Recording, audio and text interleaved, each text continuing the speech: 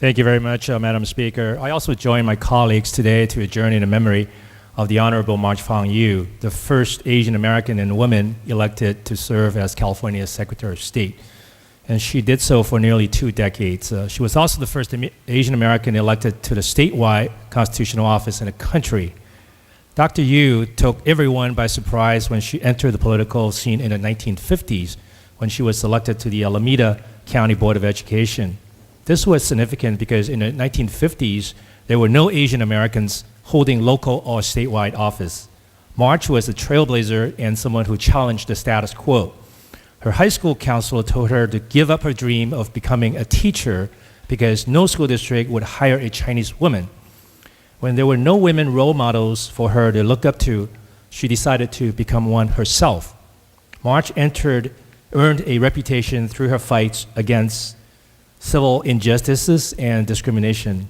Despite being one of the few minority women in the legislature where she often faced prejudice and sexism, she spoke out against the unfair treatment of women and to advocate for reproductive and equal rights. March also took on the responsibility of representing Asian Americans and served as a voice for women. Despite the constant scrutiny and discrimination, she was fearless. She once said, "There's no doubt that the deck has been stacked against women with respect to political access. As active and involved Americans of Asian descent, we have a responsibility to ourselves and to America to prove once and for all that the American dream is not restricted to any one race, class, culture, or gender.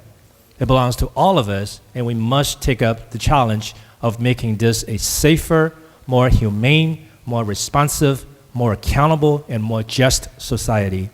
March remains one of the most notable, recognized, and celebrated Asian American women in California politics who opened the door to Asian Americans and women in public service.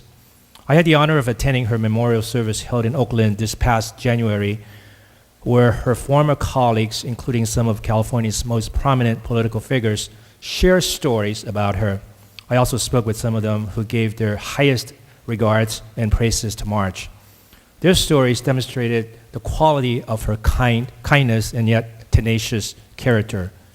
We must continue her legacy through our public service and continue to advocate for racial equality and gender diversity.